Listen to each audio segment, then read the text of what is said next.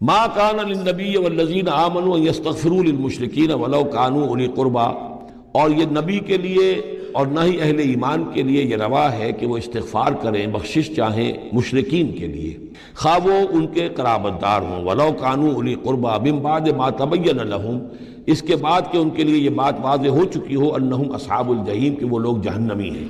وما کان استغفار ابراہیم لابیہ الا عن موعدۃ وعدها ایاہ، اور نہیں تھا استغفار کرنا ابراہیم کا اپنے والد کے حق میں مگر ایک وعدے کی بنیاد پر کہ جو انہوں نے اس سے کیا تھا جب گھر سے نکالا ہے باپ نے، یہ ہم سورہ مریم میں پڑھیں گے، تو اس وقت وعدہ کر کے نکلے تھے سأستغفر لک ربی انہ کان بی حفیہ، وہ وعدہ نبھاتے رہے، اور وہ نبھاتے اس لیے رہے کہ امید تھی کہ جب تک وہ زندہ تھا باپ کہ شاید اللہ تعالیٰ اس کو ہدایت دے دے اور یہ ایمان پر آ جائے، لیکن جب اس کی موت واقع ہو گئی تو انہوں نے استغفار بند کر دیا، اس لیے کہ اب ثابت ہو گیا کہ وہ در حقیقت کفر کے اوپر اڑا رہا، اور موت جب واقع ہو گئی تو اب تو توبہ کا دروازہ بند ہو چکا۔ فلما تبین له انه عدو للہ، اور جب ان پر یہ بات روشن ہو گئی، واضح ہو گئی کہ وہ تو اللہ کا دشمن ہے، تبرأ منہ، تو ان سے تبری کیا، ان سے اعلان بیزاری کر دیا۔ ان ابراہیم لأواہ حلیم، یقیناً ابراہیم تو بہت نرم دل تھے اور بہت ہی حلیم الطبع تھے۔ وما کان اللہ لیضل قوما بعد اذ ہداہم، اور یہ اللہ کی شان نہیں ہے، اللہ کا یہ طریقہ نہیں ہے کہ وہ کسی قوم کو گمراہ کر دے اس کے بعد کہ انہیں ہدایت دی ہو، حتی یبین لہم ما یتقون، جب تک کہ واضح نہ کر دے جس چیز سے بچنا چاہیے۔ یعنی جب تک یہ آیت قرآن میں نہیں اتری تھی، اگر کسی مسلمان نے اپنے کسی مشرک باپ یا ماں کے لیے دعا کی ہے تو اللہ نے اس کے لیے معافی کا اعلان کر دیا کہ چونکہ اس بات سے ابھی تک تمہیں آگاہ نہیں کیا گیا تھا کہ اہل ایمان کے لیے روا نہیں ہے کہ مشرکین کے لیے استغفار کریں، تو جب تک یہ حکم نہیں آ گیا تھا جو بھی اگر کسی نے کیا ہے تو اللہ تعالیٰ اس پر کوئی باس پرس نہیں کرے گا۔ ما کان اللہ لیضل قوما بعد اذ ہداہم حتی یبین لہم ما یتقون، جب تک کہ واضح نہ کر دیا جائے کہ ان چیزوں سے آپ کو بچنا ہے۔ ان اللہ بکل شیء علیم، یقیناً اللہ تعالیٰ ہر شے کا جاننے والا ہے۔ ان اللہ لہ ملک السماوات والارض، یقیناً اللہ ہی کے لیے ہے آسمان اور زمین کی بادشاہی، یحیی و یمیت، وہی زندہ رکھتا ہے، وہی موت وارد کرتا ہے۔ ما لکم من دون اللہ من ولی ولا نصیر، اور تمہارے لیے کوئی نہیں ہے، کوئی نہ حمایتی اور نہ کوئی مددگار اللہ کے سوا۔ اوپر جا کر وہ توحید ہوگی ہمیشہ، کوئی مشرکانہ نظام ایسا نہیں ہے جو ٹاپ پر جا کر توحید نہ بن جائے۔ دیکھیے ہندو دیویاں دیوتا بے شمار، لیکن مہادیو وہ بھی کیا دو ہیں؟ مہادیو وہ تو ایک ہے۔ انگریزی میں گاڈز گاڈیسز، لیکن وہ چھوٹے جی سے لکھے جائیں گے، چھوٹے جی سے لکھے جانے والے گاڈز اینڈ گاڈیسز۔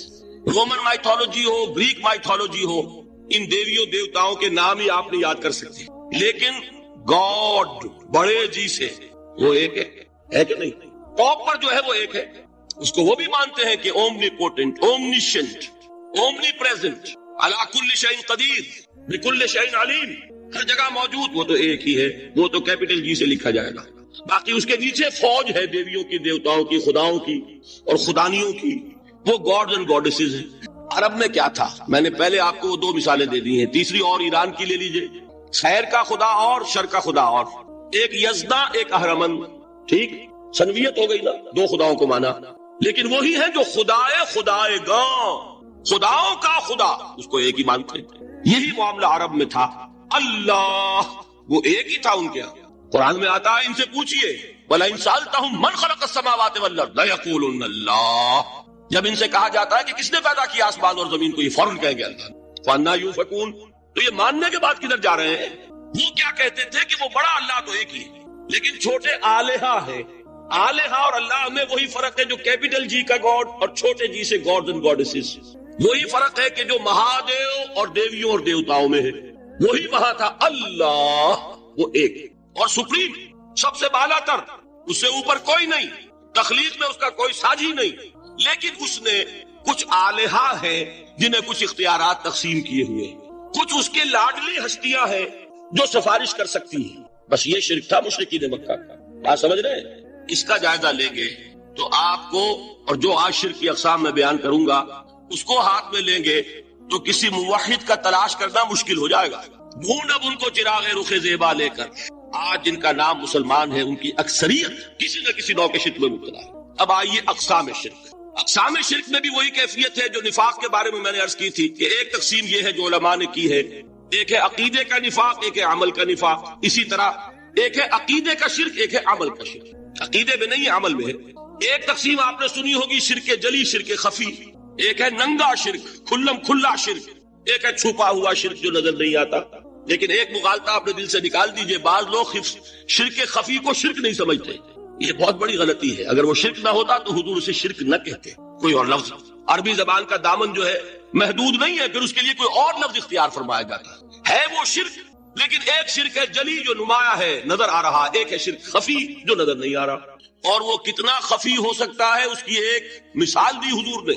شرک خفی اتنا خفی ہو سکتا ہے، ذرا مبالغہ دیکھیے جو حضور نے بات کو سمجھانے کے لیے مثال میں جو مبالغہ اختیار فرمایا. ایک سیاہ اندھیری رات میں ایک سیاہ پتھر پر ایک سیاہ چونٹی کو رینگتے ہوئے دیکھنا جتنا مشکل ہے، اتنا ہی شرک خفی کا پہچاننا مشکل ہے. بتائیے، آپ نے فرمایا انا افصح العرب، میں عرب کا فصیح ترین انسان ہوں. اس سے آگے کوئی مثال دی جا سکتی ہے؟ اندھیری رات، تاریک رات، پتھر سیاہ، چونٹی سیاہ، کون دیکھ سکتا؟ جتنا اس کو دیکھنا ناممکن ہے، اتنا ہی شرک خفی کا پہچاننا مشکل ہے.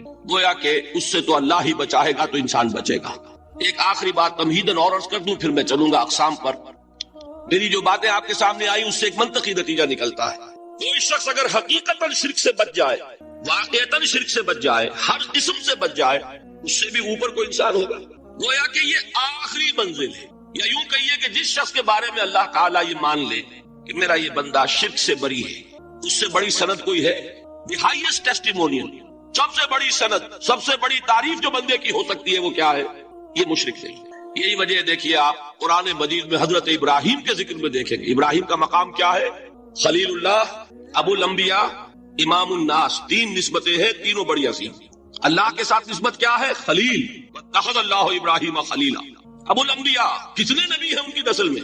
اسحاق اور اسماعیل سے چلیے، پھر یعقوب اور یوسف، اور پھر چلیے موسیٰ اور ہارون، اور پھر چلیے سارے انبیاء بنی اسرائیل کے حضرت عیسیٰ، پھر یہاں تک کہ محمد رسول اللہ کس کی اولاد ہے؟ ابراہیم کی. ابو الانبیاء. اور نمبر 3، انی جاعلک للناس اماما، امام الناس. اور قرآن میں جو سب سے بڑی سند انہیں دی جاتی ہے وہ کیا؟ وما کان من المشرکین. ابراہیم مشرکین میں سے نہیں تھے. معلوم ہوا کہ یہ سب سے بڑی سند ہے، سب سے بڑا سرٹیفکیٹ ہے، سب سے بڑا ٹیسٹیمونیل ہے جو اللہ کی طرف سے کسی کو مل جائے. میں جو اقسام شرک بیان کرنا چاہتا ہوں تو میری تقسیم ذرا مختلف ہے. اب وہ ذرا اپنے ذہن میں وہ نقشہ بنا لیجئے، آپ بنایا کرتے ہیں. ایک اس کو پھر 3 میں تقسیم کیجئے. شرک کی 3 بڑی بڑی قسمیں ہیں. شرک فی الذات نمبر 1، شرک فی الصفات نمبر 2، شرک فی الحقوق نمبر 3. اور یہ میں عرض کر دوں آپ سے پہلے ہی، یہ مضمون بہت طویل ہے. میں آج صرف یہ کروں گا کہ خاکہ مکمل کر دوں. اب اس خاکے میں رنگ بھرنا، وہ تو ایک موضوع پر شرک فی الذات پر پوری تقریر ہونی چاہیے، شرک فی صفات پر ہونی چاہیے. ایک گھنٹے کے میرے 6 کیسٹ ہیں اللہ کے فضل و کرم سے، جو کئی سال سے وہ پھیل رہے ہیں. 6 گھنٹے میں میں نے ان چیزوں کو بیان کیا، وہ موجود ہوں گے. لیکن آج وہ خاکہ ذہن میں بنا لیجیے، اور کچھ آپ کو الجبرے کے فارمولے ہاتھ میں آ جائیں تاکہ خود آپ میں صلاحیت پیدا ہو جائے پرکھنے کی کہ اس فارمولے کو اپلائی کر کے دیکھ لیں یہ شرک ہے یا نہیں. یہ 2 کام تو میں انشاءاللہ آج کر دوں گا، آپ مطمئن رہیں. باقی یہ کہ تفصیل تو ہر سلسلے میں تفصیل پھر بہت ہوگی. وہ شوق ہو تو وہ کیسے آپ سنیے. تو 3 تقسیمیں ہو گئی. شرک فی الذات، اللہ کی ذات میں کسی کو شریک کر دینا، یہ سب سے زیادہ نمایاں، سب سے زیادہ جلی، سب سے زیادہ عریاں، اور اللہ تعالیٰ کو سب سے زیادہ مبغوض اور ناپسند شرک. شرک فی صفات نمبر 2، یہ ایک علمی مسئلہ ہے جس میں آدمی ٹھوکر کھا جاتا ہے اگر محتاط نہ. بڑے سے بڑے آدمی کو ٹھوکر لگ جائے گی. اس کا میں فارمولہ صرف آپ کو دوں گا، وہ ذہن میں رکھ لیجئے، پھر جہاں چاہے اپلائی کیجئے، انشاءاللہ تعالیٰ آپ کو ٹھوکر نہیں لگے گی. شرک فی الحقوق، اسی کا دوسرا نام شرک فی العبادت ہے. اللہ کا حق کیا ہے بندے پر؟ بندہ اللہ کی عبادت. لیکن اس کو 5 اس کے مظہر ہے، ان میں گن کر بتا دوں گا کہ یہ شرک فی العبادت ہے. شرک فی العبادت کی اکثر شکلیں وہ ہیں کہ جو عملی شرک علماء جسے کہتے ہیں، اور اس کی شکلیں وہ ہو جائیں گی جن کو شرک خفی کہتے ہیں. تو سب سے جلی شرک فی الذات، سب سے خفی شرک فی الحقوق یا شرک فی العبادت. درمیان میں ایک علمی اعتبار سے مسئلہ ہے شرک فی صفات کا. اب آئیے سب سے پہلے شرک فی الذات. اس کی 2 قسمیں، اب اس کو تقسیم کیجئے 2 میں. ایک قسم جو زیادہ جلی ہے، زیادہ عریاں ہے، زیادہ ننگی ہے، یہ عجب ستم ظریفی ہے تاریخ کی کہ وہ ان قوموں میں پیدا ہوئی جو اپنا تعلق رسولوں سے جوڑتی ہیں. کیا کہ کسی کو خدا کا بیٹا بنا دینا، بیٹی بنا دینا. اب ظاہر بات ہے بیٹا بیٹی بنا دینا بالکل ہم پلہ کر دیا کہ نہیں؟ نو وہی ہو گئی کہ نہیں؟ دیکھیے غور کیجیے، گدھے کا بیٹا گدھا ہوگا، گھوڑے کا گھوڑا ہوگا، خدا کا خدا ہوگا. انسانوں میں آ جائیے، سید کا بیٹا سید ہوگا، مغل کا بیٹا مغل ہوگا. یہ بالکل ہم کفو بنا دینے والی بات، بالکل ہم پلہ، ہم جنس، ہم نوع. یہ بدترین شرک ہے. اور آپ کو معلوم ہے یہ شرک کن میں پیدا ہوا؟ یہود کے ایک گروہ میں پیدا ہوا جنہوں نے حضرت عزیر کو خدا کا بیٹا قرار دیا. قالت الیہود عزیر ابن اللہ. سب سے زیادہ پیدا ہوا عیسائیوں میں جنہوں نے حضرت مسیح کو خدا کا بیٹا قرار دیا. اور واقعہ یہ ہے کہ اس گمراہی میں ان سے آگے کوئی نہیں جا سکتا. ان بدبختوں نے یہاں تک صراحت کی ہے کہ مسیح خدا کا صلبی بیٹا ہے. اس لیے کہ دو لفظ آتے ہیں، ایک ہوتا ہے ابن، ایک ہے ولد. ان میں ذرا فرق ہے. ابن کا لفظ عربی زبان میں کسی اور سینس میں بھی استعمال ہوتا ہے. ابن السبیل کسے کہتے ہیں؟ مسافر کو. یہ کیا وہ مسافر اور کیا وہ رستے کا بیٹا ہوتا ہے، سبیل کا بیٹا؟ ابن الوقت کسے کہتے ہیں؟ اپارچونسٹ. ابن الوقت کوئی اصول نہیں، گنگا گئے تو گنگا رام اور جمنا آئے تو جمنا داس. یہ کیا ہے؟ ابن الوقت. لیکن ابن کے معنی جو ہے وہ بیٹے کے بھی ہے، تو تعویل ہو سکتی ہے. لیکن انہوں نے ولد کہا ہے. ولد کسے کہتے ہیں؟ صلبی بیٹے. یہ بدترین شرک ہے. یہی وجہ ہے کہ قرآن مجید میں آپ دیکھیں گے کہ جتنا غضب اللہ کا ان پر بھڑکا ہے اس عقیدے پر. وَيُنذِرَ الَّذِينَ قَالُوا اتَّخَذَ اللَّهُ وَلَدًا. یہ قرآن نازل ہوا ہے محمد پر صلی اللہ علیہ وسلم تاکہ وہ خبردار کریں انہیں جنہوں نے یہ کہا ہے کہ اللہ نے کسی کو بیٹا بنایا. یہ سورہ کہف میں ہے، اور اگلی سورت سورہ مریم میں تو ایسا غضب اللہ کا ظاہر ہوتا ہے. وَقَالُوا اتَّخَذَ الرَّحْمَنُ وَلَدًا لَقَدْ جِئْتُمْ شَيْئًا إِدًّا تَكَادُ السَّمَاوَاتُ يَتَفَطَّرْنَ مِنْهُ وَتَنشَقُّ الْأَرْضُ وَتَخِرُّ الْجِبَالُ هَدًّا ان دعوا للرحمن ولدا وما ينبغي للرحمن ان يتخذ ولدا. انہوں نے کہا کہ رحمان نے کسی کو بیٹا بنایا. تم بہت بڑی گستاخی کی بات کر رہے ہو. تمہاری اس گستاخی کی وجہ سے آسمان پھٹ پڑنے کو ہے، زمین شق ہو جانے کو ہے، اور قریب ہے کہ پہاڑ ایک دھماکے کے ساتھ گر جائیں. انہوں نے خدا کے لیے بیٹا تصنیف کر دیا، حالانکہ اللہ رحمان اس کی شان اس سے بہت بلند و بالا ہے کہ اس کے کوئی بیٹا. اس کی وجہ بھی سمجھ لیجئے کہ بیٹے کی ضرورت کسے ہوتی ہے؟ جو خود فانی ہو. کیوں ہے آپ کو طلب بیٹے کی؟ ہم نے ہو گیا ہمارا نام زندہ رہے. یہ ایک اٹرنل ہونے کی خواہش ہے، انہیرنٹ. نام چلے گا، اسی لیے بیٹی سے آدمی سمجھتا ہے کہ نام نہیں چلتا. یہ طلب جو ہے بیٹے کی کیوں ہے؟ بیٹے سے نسل چلتی ہے. اس کی ضرورت کس کو ہے؟ جو خود فانی ہے. وما ينبغي للرحمن ان يتخذ ولدا. جو خود باقی ہے ہمیشہ کے لیے، اس کو کوئی احتیاج نہیں. تو آپ نے بات سمجھ لی. میں بہت مختصر بات کروں گا آج. اسی طریقے سے حضرت ابراہیم کی نسل سے تھے جو مکے کے لوگ اور عرب کے لوگ، بنی اسماعیل. جو موحد کامل تھا ابراہیم، جس کو اتنی مرتبہ سند ملی وما کان من المشرکین، ان کی نسل میں وہ لوگ تھے جنہوں نے فرشتوں کو خدا کی بیٹیاں بنا دیا. یہ جو ان کی دیویاں تھیں یہ مؤنث، لات، عزا، منات، یہ سب کیا مؤنث نام ہے. انہوں نے یہ کہا کہ فرشتے جو ہیں وہ خدا کی بیٹی. اصل میں عقیدہ کیسے ہوتا ہے؟ انہوں نے کہا بڑے لاڈلے ہیں، لاڈلی ہوتی ہے بیٹی بہت زیادہ، تو یہ خدا کی بیٹیاں ہیں. ہوتے ہوتے ان کا یہ عقیدہ ایسا پکا ہوا کہ بجائے استعارے کے اب انہوں نے حقیقت بنا دیا یہ خدا کی بیٹی ہے. ان پر قرآن مجید نے کئی جگہ پر ذرا ایک لطیف انداز میں تنزیہ پیرائے میں بھی کہا ہے کہ بھائی تم نے خوب کیا. انہوں نے الاٹ کیا تو بیٹا تو کیا، تم نے اللہ کو الاٹ کی تو بیٹیاں کیا جو تمہیں خود پسند نہیں. الکم البنون، تمہارے لیے بیٹے ہوں، وَلَهُ الْبَنَاتُ، اور اس کے لیے بیٹیاں. یہ تو ذرا ایک لطیف انداز ہے، تنزیہ پیرایا ہے. لیکن ان تینوں کو اب آپ ایک جگہ کر لیجئے. بیٹا بیٹی قرار دینے کا شرک یہ کیا ہے؟ شرک فی الذات، ہر اعتبار سے اللہ کا مثل بنا دینا، ہم کف بنا دینا، ہم پلہ بنا دینا، ذات میں شریک کر دینا. یہ بدترین شرک ہے. یہی وجہ ہے دیکھیے قرآن مجید کی عظیم ترین سورت کون سی ہے؟ سورہ اخلاص، جو ایک تہائی قرآن کے مساوی حضور نے قرار دیا، جس کو سنو سے قرآن کے مساوی، وہ در حقیقت اسی شرک کی نفی پر ہے. قل هو اللہ احد اللہ الصمد لم یلد ولم یولد ولم یکن لہ کفوا احد. یہی آیا اس میں سورہ بنی اسرائیل کی آیت آخری میں نے سنائی تھی. وقل الحمد للہ الذی لم یتخذ ولدا. کہو کہ کل شکر اور کل تعریف اس اللہ کے لیے جس نے کسی کو اپنا بیٹا بیٹی نہیں بنایا. ولد دونوں پر جاتا ہے، اولاد جیسے آپ کہتے ہیں، اولاد بیٹا بیٹی شریک ہوتے ہیں، نہ اس کا کوئی بیٹا نہ اس کی کوئی بیٹی، نہ وہ جنا گیا نہ اس نے کوئی جنا. ایک قسم تو یہ ہوئی شرک فی الذات کی. دوسری قسم کیا ہے؟ یہ ان مذاہب میں ہوئی ہے جو نبیوں اور رسولوں کی طرف نسبت نہیں رکھتے بلکہ فلسفیانہ مذاہب ہیں. ہندوستان کے اکثر مذاہب فلسفیانہ ہیں. فلسفیانہ مذاہب میں یہ شرک فی الذات کس شکل میں پیدا ہوا؟ دو شکلیں پیدا ہوئی، ایک ہماؤست اور ایک حلول. حلول کیا ہے؟ اللہ نے کسی انسان کے اندر اپنے آپ کو حل کر دیا، انسانی شکل میں وہ خود ظاہر ہو گیا. اوتار کا عقیدہ، انگلش میں گاڈ انکارنیٹ. عیسائیوں میں بھی حضرت مسیح کو گاڈ انکارنیٹ بھی قرار دیا گیا.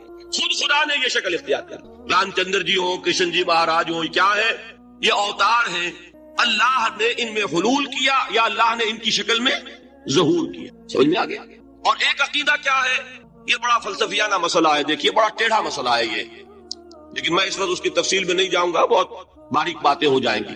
مسئلہ کیا ہے کہ اگر خدا کو مان لے تو پھر سوال یہ ہے کہ خدا نے اس کائنات کو کیسے پیدا کیا. یہ ایک سوال آتا ہے ذہن میں، جس کے نہیں آتا وہ کہے گا پاگل پن ہے، خامخواہ اس پر کیوں سوچتے ہیں. لیکن جس کے ذہن میں سوال آ گیا اس کے لیے بڑی مصیبت ہو جاتی ہے. وہ تو سوچتا ہے، انسان کا اختیار نہیں ہوتا اپنے ذہن پر. وہ لاکھ روکے اسے مت سوچو، وہ اور سوچے. یہ مصیبت ہے فلسفیوں کی. کیسے پیدا کیا؟ اب ایک تصور تو یہ ہے کہ جیسے یہ میز ہے، بڑھئی نے بنایا اس کو، بڑھئی علیحدہ ہے، میز علیحدہ ہے. لیکن اس میں یہ بات ماننی پڑے گی کہ پہلے کوئی چیز تھی جس سے میز بنائی. لکڑی تو تھی نا، اس سے میز بنائی.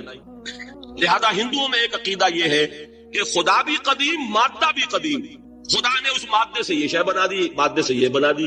کوئی مٹی کی تغاری ہوتی ہے، کمہار اس سے کوئی رکابی بنا دیتا ہے، کوئی وہ ہنڈیا بنا دیتا ہے، کوئی گھڑا بنا دیتا ہے. مٹی تو ہے نا پہلے. تو مادہ بھی قدیم، خدا بھی قدیم، اور مادے سے خدا نے یہ شکلیں بنا دی. ٹھیک، یہ بھی سنویت ہو گئی، توحید تو ختم ہو گئی. تو جن لوگوں کا ذہن تھا توحیدی لیکن اس مسئلے میں الجھ گئے، انہوں نے ایک اور شکل تجویز کی کہ خدا خود ہی اس شکل میں تبدیل ہو گیا. کیسے؟ جیسے برف پگھلتی ہے تو پانی بن جاتا ہے. پانی کہاں سے آیا؟ برف سے. اب کوئی پوچھے برف کہاں ہے؟ بھائی یہی پانی ہے، یہی برف ہے یا نہیں؟ اسی پانی کو آگ کے اوپر آپ نے رکھ دیا، وہ بھاپ بن گئی. اب آپ کہیں برف کہاں ہے، پانی کہاں ہے؟ یہی بھاپ جو ہے یہی در حقیقت پانی ہے، یہی بھاپ جو ہے یہی برف ہے. یہ ہے وہ ہماؤس پینتھیزم جس کو انگریزی میں کہتے ہیں، کہ خود خدا نے روپ دھار لیا اس کائنات کا. یہ دو فلسفے ہیں. کیا ہے یہ؟ بدترین شرک. پہلی، اگر شکل ہے تو وہ انسان خدا قرار پا گیا، جس کو اوتار مانا وہ خدا ہو گیا کہ نہیں. اور دوسری شکل میں تو ہر چیز ہی خدا ہے، یہ بھی خدا، یہ بھی خدا، پتھر بھی خدا، درخت بھی خدا، ہر چیز خدا. اس لیے کہ وہ برف پگھلی ہے تو پانی بنا ہے.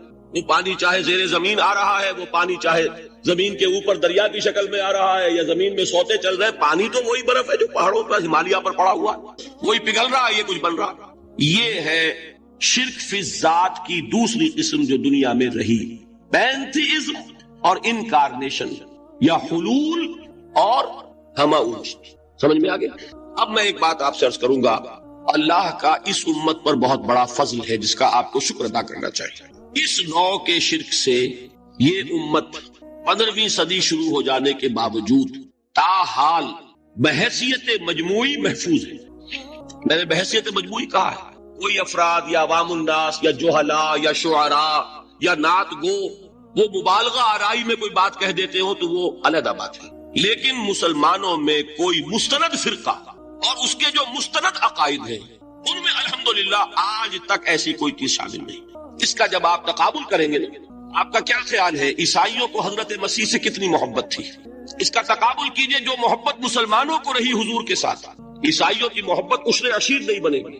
اس محبت کے باوجود کہ ہمیں 10 گنا 100 گنا 1000 گنا زیادہ محبت ہے حضور کے ساتھ، لیکن دیکھیے کہ انہوں نے خدا کا بیٹا بنا دیا. یہاں کسی نے حضور کے بارے میں یہ بات آج تک کہی؟ یہ بہت بڑا کنٹراسٹ ہے. یہ در حقیقت عقیدت اور محبت کا غلو ہوتا ہے. تو عقیدت اور محبت کی کمی تو یہاں بھی نہیں، الحمدللہ ان سے زائد ہے. لیکن الحمدللہ ثم الحمدللہ ثم الحمدللہ خدا کا بیٹا تو کسی نے نہیں بنایا. اچھا، میں ایک اور کنٹراسٹ آپ کو دکھاتا ہوں تاکہ آپ اللہ کا شکر کریں. حضرت علی کی کیا نسبت ہے حضور کے ساتھ؟ نبی اور امتی. حضرت علی کو خدا کہنے والے پیدا ہوئے کہ نہیں؟ بتائیے نا. کیا وجہ ہے کہ علی کو خدا کہنے والے پیدا ہوئے لیکن محمد کو خدا کہنے والا پیدا نہیں ہوئے صلی اللہ علیہ وسلم رضی اللہ تعالی عنہ؟ بہت اہم بات ہے، غور کیجیے گا اس میں. حالانکہ حضرت علی کا رتبہ کہاں، حضور کا کہاں. آج بھی آپ دیکھیے آپ کے جاہل عوام کے زبان پر نعرہ یا علی مدد کا ہوتا ہے، یا محمد مدد کسی نے کہا آج تک؟ یہ یا محمد لکھنے کے کام آتا ہے صرف. وہ مسجد پہ لکھ دو تاکہ پتہ چل جائے یہ فلاں فرقے کی مسجد ہے، دوسرا خود ہی بھاگ جائے وہاں سے۔ یہ صرف اس کام کے لیے ہے۔ باقی جہاں اصل میدان میں بات آتی ہے، کوئی نعرہ لگاتا ہے یا محمد مدد، محمد کا رتبہ اونچا یا علی کا، تو ان سے کیوں نہیں مدد مانگی؟ یہ سوالات آپ کے سامنے رکھ رہا ہوں۔ پھر یہ کہ جس طریقے سے کہ غوث اعظم کو پکارا جاتا ہے، کیا محمد کو پکارا جاتا ہے؟ کیا نسبت ہے؟ حضرت علی تو پھر بھی صحابی ہے، خلیفہ چہارم ہے، حضور کے چچا داد بھائی ہے، داماد ہے، غوث اعظم تو بہرحال وہ نسبت تو نہیں ہے۔ دیکھیے میں اس کا تعلق جوڑتا ہوں ختم نبوت سے۔ جس طرح اللہ نے خصوصی حفاظت فرمائی ہے قرآن کی، اسی طرح خصوصی حفاظت فرمائی ہے محمد رسول اللہ کا۔ یہ اسپیشل پروٹیکشن ہے، ورنہ نہیں ہو سکتی تھی۔ یہ خصوصی تحفظ ہے اللہ کا۔ یہاں بگاڑ پیدا ہو جائے تو صحیح کون کرے گا؟ حضرت مسیح کی اصل حقیقت تو حضور نے آگے بتا دی۔ ذالک عیسی ابن مریم قول الحق الذی فیہ یمترون ما کان للہ ان یتخذ ولدا سبحانہ۔ یہ حضور نے آ کر حضرت مسیح کی حقیقت بیان کر دی کہ نہیں؟ سورہ مریم کی یہ آیات سنی تھی نجاشی رحمت اللہ علیہ نے جب حضرت جعفر ابن ابی طالب کی زبان سے، تو کیا کہا تھا تنکا اٹھا کر، خدا کی قسم جو ان آیات میں مسیح کا مقام بیان ہوا ہے، مسیح اس سے تنکا بھر بھی زیادہ نہیں ہے۔ لیکن اگر محمد الرسول اللہ کو خدا کا بیٹا بنا دیا گیا ہوتا یا خدا بنا دیا گیا ہوتا تو کون آتا اس کی اصلاح کا؟ جیسے قرآن مجید کا تحفظ ہے ایسے ہی محمد الرسول اللہ کا تحفظ ہے۔ وہ تحفظ ہوا کیسے ہے؟ جتنا قرآن مجید نے ایمفیسائز کیا حضور کی بشریت کو، قل انما انا بشر مثلکم، اے نبی ان کو بتاتے رہیے، بار بار بتائیے کہ مجھے کچھ اور نہ بنا لینا، میں بھی بشر ہوں، انسان ہوں۔ ہاں مجھ پر وحی ہوتی ہے، تم پر نہیں ہوتی، یہ فرق ہے۔ میں رسول ہوں، تم نہیں ہو۔ یہ بات میں ذرا اور مسئلہ میں واضح کروں گا، ابھی صرف یہ نوٹ کیجئے کہ یہ تحفظ جو ہے، جیسے قرآن کو تحفظ دیا لیکن اس کے لیے ذرائع بھی ہے نا۔ یہ حفظ قرآن کا سلسلہ جو ہے یہ اس کا ذریعہ بنا، یہ رمضان میں تراویح جو ہے اس کا ذریعہ بنی۔ ہمارے ملکوں کے اندر تو حفاظ کو مسجدیں نہیں ملتی، تلاش کرتے پھرتے ہیں، اور ایک جیسا کہ اینول جشن ہوتا ہے قرآن مجید کا، ہر حافظ اپنا حفظ تازہ کر رہا ہے، حفاظ لگے ہوئے ایک دوسرے کے ساتھ تازہ کرنے میں۔ یہ ذریعہ ہے اللہ تعالیٰ نے کہ جس کے ذریعے سے قرآن کو محفوظ کیا۔ تو حضور کو جو حفاظت دی اس کا ایک طریقہ کیا ہوا؟ قرآن مجید میں حضور کی بشریت کا نمایاں کرنا، اور دوسرا یہ کہ خود حضور نے ایسی باریک بینی سے روکا۔ یہ بھی آپ کو پسند نہیں تھا کہ میں آؤں تو تم کھڑے ہو جاؤ۔ سنا کہ نہیں سنا آپ نے؟ صحابہ کو آپ روکتے تھے۔ ایک صحابی کی زبان سے نکل گیا ما شاء اللہ و ما شئت، جو اللہ چاہے اور جو آپ چاہیں، فوراً ٹوک دیا اجعلتنی للہ ندا، کیا تم نے مجھے خدا کا مد مقابل بنا دیا؟ مشیت صرف اس کی ہے۔ یہ روک ٹوک یہ وہ چیزیں ہیں کہ جس کی بنا پر اللہ نے تحفظ عطا کیا۔ یہ جو آپ نے فرمایا میری قبر کو اسی جلسے اور جشن کا مرکز نہ بنا لینا، فرمایا کہ نہیں فرمایا؟ اللہ تعالیٰ لعنت فرمائے بنی اسرائیل پر کہ انہوں نے اپنے نبیوں کی قبروں کو وہ میلہ گاہ بنا۔ یہ ساری وہ ہے، یہ تحفظات ہیں، یہ بچاؤ ہے، یہ امت کو متنبہ کیا جا رہا ہے کہ محبت اور عقیدت کا غلو جیسے پہلے ہوا، یا اہل الکتاب لا تغلو فی دینکم، اے کتاب والو اپنے دین میں غلو سے کام نہ۔ یہ غلو محبت، غلو عقیدت ہے جس کی بنا پر وہ خدا کے بیٹے بنا دیے گئے، اور اگر وہ ہوتا یہاں اللہ کا نہ معلوم اللہ کے برابر کس طریقے سے حضور کو بنا دیا جاتا، لیکن قرآن نے خود حضور نے اس کی پیشگوئی کی، جس کا ظہور ہم دیکھ رہے ہیں کہ اللہ کے فضل و کرم سے یہ امت تا حال بحیثیت مجموعی محفوظ ہے۔ البتہ دیکھیے شاعروں کی باتیں اور ہوتی ہیں، اور عوام کی اور واعظوں کی اور نعت گوؤں کی باتیں جو ہے وہ اور ہیں۔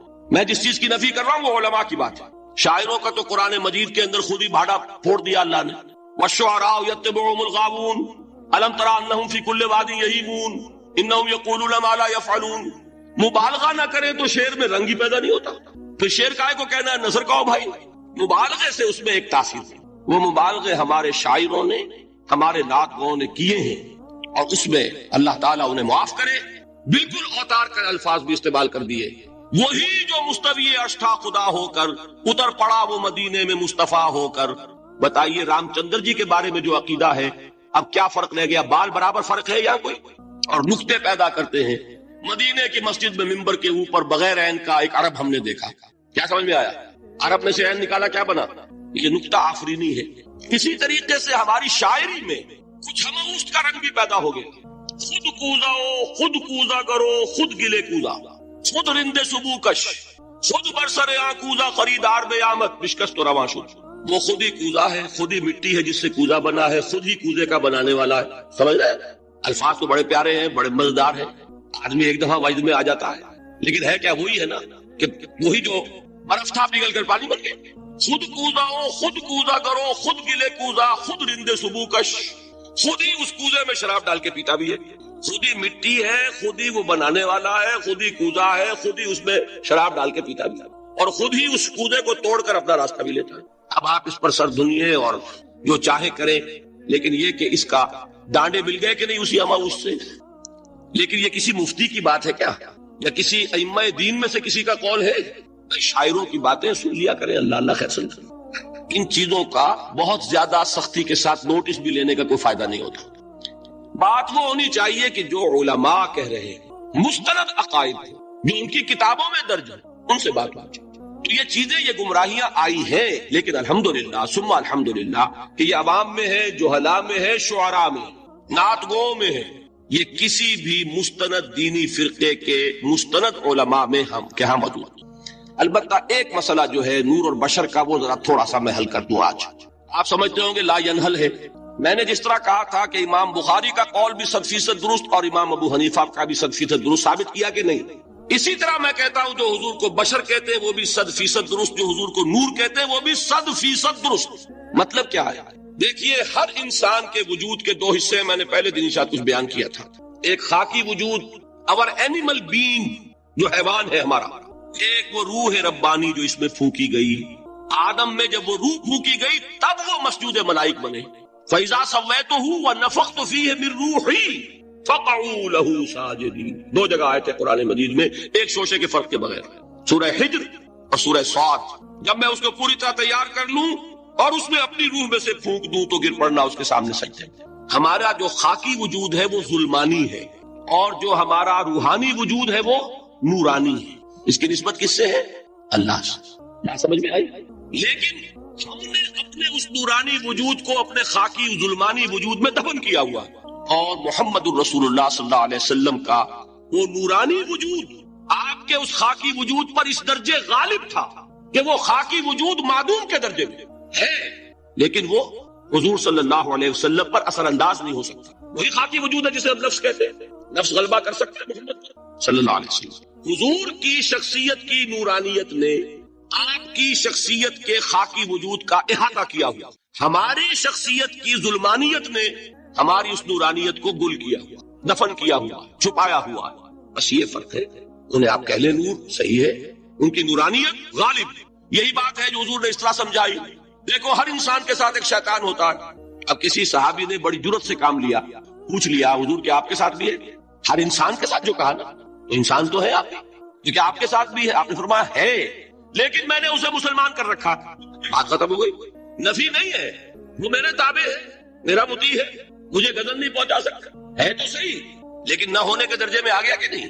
یہ ہے فرق سارا. اور میں یہاں پہ کوٹ کرنا چاہتا ہوں ایک بہت بڑے بریلوی مکتب فکر کے عالم دین صاحبزادہ، نام میرے ذہن سے ایک دم اتر گیا، فیض الحسن. اللہ تعالیٰ ان کی خطاؤں سے درگزر فرمائے، ان کی مغفرت فرمائے. آپ نے سنا ہوگا نام. انہوں نے ایک روز تقریر کی جو میں نے سنی، اور تقریر کہاں کی؟ ساہیوال میں. وہاں کا ایک بہت مشہور چوک ہے، مہاجرین، مسجد مہاجرین کہلاتی ہے، وہاں تقریر تھی. میں نے سنی. ان کے الفاظ یہ تھے کہ کیا آپ لوگ ہمیں جاہل سمجھتے ہیں؟ کیا ہمیں عربی نہیں آتی؟ کیا ہم نے قرآن نہیں پڑھا جس میں بار بار یہ لکھا ہوا ہے کہ حضور بشر ہے؟ حضور بشر ہے، لیکن اصل میں ہم حضور کی بشریت کو نمایاں کرنے کو سوء ادب سمجھتے ہیں. بات سمجھیے آپ نے، اس قدر پیاری بات ہے. انہوں نے کہا کہ آپ کے باپ کا نام کیا ہے؟ عبد الرحمان. آپ عبد الرحمان کہہ کے پکارتے ہیں انہیں؟ ابا جان. ابھی آپ نے وہ آیات سنی، حضرت ابراہیم نے اپنے مشرک باپ کو یا ابت ہے، یا ابت ہے، بڑا پیارا ترجمہ کیا. ابا جان، ابا جان. کیا نام لیں گے؟ آپ کے باپ کا نام ہے، نام نہیں لیتے آپ. کیوں؟ ادب کی وجہ سے. اسی وجہ سے ہم در حقیقت حضور کی بشریت کو نمایاں کرنے کو سوء ادب سمجھتے ہیں، ورنہ کوئی ہم جاہل ہیں، ہمیں عربی نہیں آتی، ہم نے قرآن نہیں پڑھا. اب جانتے ہیں کہ وہ بشر ہے. بات سمجھ میں آئی؟ کتنی آسانی سے مسئلہ حل ہوتا ہے، بشرطے کہ نیت حل کرنے کی ہوگی. آخر آمنہ کے بیٹے ہیں، عبداللہ کے بیٹے ہیں، عبد المطلب کے پوتے ہیں. بچپن آپ پر گزرا ہے، لڑکپن آپ پر گزرا ہے، نوجوانی آپ پر آئی ہے، جوانی آپ پر آئی ہے، شادی آپ نے کی ہے، اولاد آپ کی ہے. کون بے وقوف احمق ہوگا کہ جو آپ کی بشریت کا انکار کرے؟ لیکن یہ کہ جس طریقے سے اس کو بیان کیا جاتا ہے وہ ایک مسئلہ بن گیا اختلافی، وہ رد و قضا اور کھینچ تان.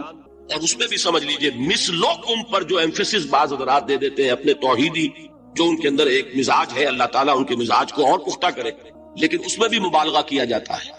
ایک حدیث مجھ سے سنیے جس میں حضور نے مثل کا انکار کیا. مثلکم کا مطلب اگر کسی نے یہ سمجھا کہ بالکل ہم جیسے ہیں تو بہت بڑی مغالطہ. حضور صوم وصال سے منع فرماتے تھے، خود رکھتے تھے. صوم وصال کیا ہے؟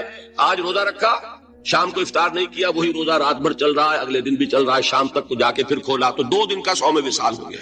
اگلے دن بھی نہیں کھولا، چلا تو 72 گھنٹے کا صوم وصال ہو گیا. یہ کیا ہے؟ صوم وصال. خود رکھتے تھے اور صحابہ کو روکا.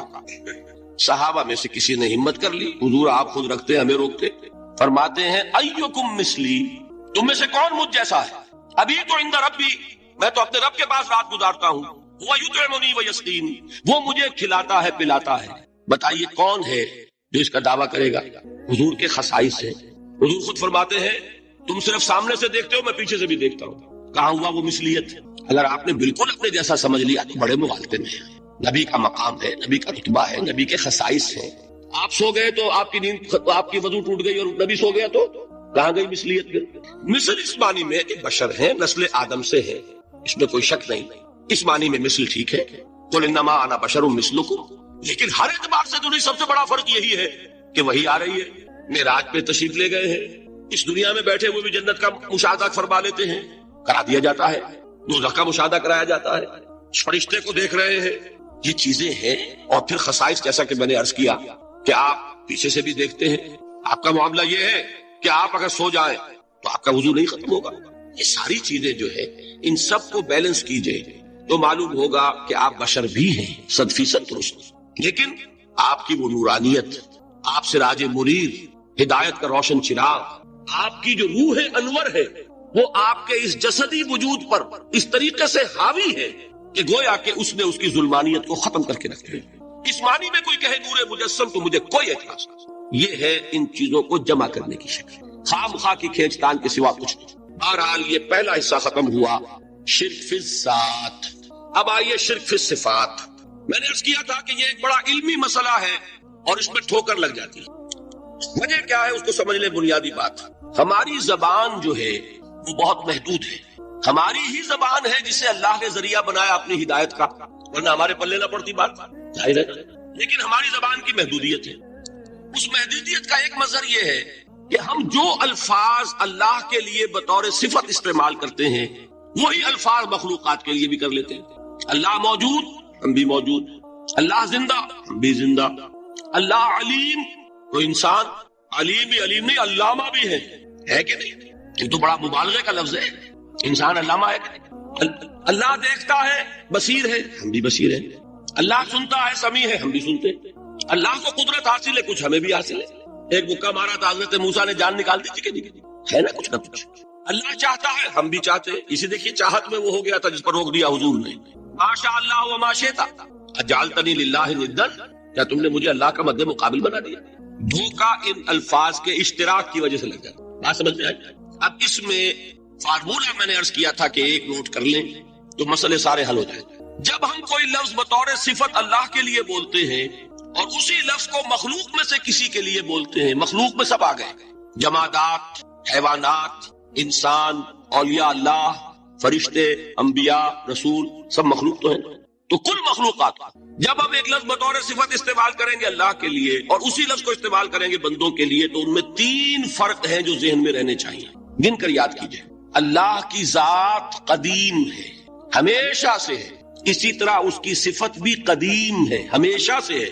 مخلوقات حادث ہیں، ان کی صفات بھی حادث ہے. حادث قدیم کے مقابلے میں کہ پہلے نہیں تھی پھر ہو گئی. ایک فرق. اللہ کی ذات از خود ہے، کسی اور نے تو اس کو وجود نہیں بخشا تھا. اللہ کا وجود از خود ہے، ذاتی ہے. اسی طرح اس کی صفات ذاتی ہے، کسی اور کی عطا کردہ نہیں ہے. مخلوق کوئی ہو کسے باشا، ان کا وجود ذاتی نہیں عطائی ہے. اللہ نے دیا تو وجود ملا. اسی طرح ان کی صفات عطائی ہے، ذاتی نہیں. 2 فرق ہو گئے. اللہ کی ذات مطلق ہے، لا محدود. اسی طرح اس کی صفات مطلق ہے، لا محدود. مخلوق کی ذات محدود کسے باشد، صفت بھی محدود. 3 فرق، ذاتی عطائی، قدیم حادث، لا محدود محدود. 3 فرق ذہن میں رہے تو جو صفت بھی آپ اب بولیں گے اس میں یہ تینوں باتیں ذہن میں. سمجھ میں آ گئی بات؟ اب اس کا اطلاق کیجئے تو یہ علم غیب کا مسئلہ حل ہو جائے گا. یہ بھی لا ینحل سمجھا جاتا ہے. علم کسی کا بھی ہو، انسان، فرشتہ، اولیاء، انبیاء، رسول، حضور صلی اللہ علیہ وسلم، کسی کا بھی حادث ہے، قدیم نہیں ہے، عطائی ہے، ذاتی نہیں ہے، محدود ہے، لامحدود نہیں ہے. تین باتیں مان لیں، شرک نہیں ہوگا. ان میں سے ایک کو ساقط کر دیں، شرک ہو جائے. آئی بات سمجھ؟ اللہ کی قدرت ذاتی ہے، عطا کردہ نہیں. مخلوق میں جس کو قدرت حاصل ہے وہ عطائی ہے، ذاتی نہیں. اللہ کی قدرت لامحدود، یفعل ما یشاء فعال لما یرید علی کل شیء قدیر. مخلوق کوئی بھی ہو، اس کی قدرت محدود. اللہ کی قدرت جب سے وہ ہے ہمیشہ سے ہے، ہمیشہ سے قدرت بھی ہے. اور مخلوق میں سے قدرت یہ حادث ہے. تینوں چیزیں سامنے رہیں، شرک نہیں ہوگا. ایک چیز کی بھی کمی ہو گئی، شرک ہو جائے گا. یہ ساری صفات پر لے آئیں. اللہ کی حیات ذاتی، ہماری عطائی. لائی حیات آئے، قضا لے چلی چلے، اپنے بس میں نہ آنا تھا نہ جانا ہے. زندگی اس کی عطا کردہ ہے، جب چاہے لے لے. اللہ کی حیات بھی ایسی ہے کہ ذاتی. الحی، ہماری حیات محدود، ویسے بھی محدود. موت آئے گی، شاید ختم ہو جائے. چلیے موت ختم نہیں کرتی، ہم سمجھتے ہیں کہ وہ ہماری ابدی ہے. محدود اس معنی میں تو ہے کھانے کو نہ ملے تو کمزوری، ذرا کام کیا تو تکان، نیند بھی آ رہی ہے، اونگ بھی آ رہی ہے. اور اس کی حیات الحی القیوم لا تاخذہ سنۃ ولا نوم. حیات ذاتی ہے، لامحدود ہے اور قدیم ہے. یہاں حیات عطائی ہے اور حادث ہے اور محدود ہے، ساری صفات. اس کو ذہن میں رکھ لیجئے. تو اب دو مسئلے میں یہاں حل کر دوں. جو لوگ کہتے ہیں حضور کو علم غیب نہیں تھا، اور جو کہتے ہیں تھا، بدقسمتی سے دونوں نے ڈیفینیشن علیحدہ کر لی. جو ڈیفینیشن نفی کرنے والوں نے کی ہے اس کی وجہ سے، اس کے اعتبار سے واقعتاً نہیں تھا. انہوں نے ڈیفینیشن یہ کی ہے، تعریف یہ کی ہے، وہ علم جو خود حاصل ہو جائے. اللہ کا عطا کردہ علم جو ہے وہ کہتے ہیں وہ غیب نہیں ہے. تو وہ بھی مانتے ہیں کہ ہر علم جو حضور کو حاصل ہے وہ اللہ کا عطا کردہ. میں سائی والی میں یہ سارے مرحلے میں نے طے کیے نا اپنے زمانہ طالب علمی میں. مولانا منظور احمد شاہ صاحب ہیں سائی وال میں ایک، میں ان کے پاس حاضر ہوا. میں نے کہا جی یہ مسئلہ کیا ہے علم غیب کا، مجھے ذرا سمجھائے. انہوں نے ایک کتاب اپنی نکالی کہ دیکھیے صاحب، ہم حضور کے علم کے بارے میں یہ باتیں مانتے ہیں. حضور کا علم حادث ہے، قدیم نہیں ہے. حضور کا علم محدود ہے، لامحدود نہیں ہے. حضور کا علم عطا کردہ ہے، ذاتی نہیں ہے. میں نے کہا یہ تین باتیں اگر آپ مان لیں تو میرا تو جھگڑا کوئی نہیں ہے. ہوتا کیا ہے جب آئیں گے واعظ میں، خطابت میں، تو عالم ما کان وما یکون، اب الفاظ وہ استعمال کر جائیں گے. ایک واعظ ہے، عام مقرر ہے، واہ واہ ہوتی ہی نہیں، نعرے لگتے ہی نہیں، محفل میں گرمی آتی ہی نہیں جب تک کہ ایسے مبالغے نہ کریں.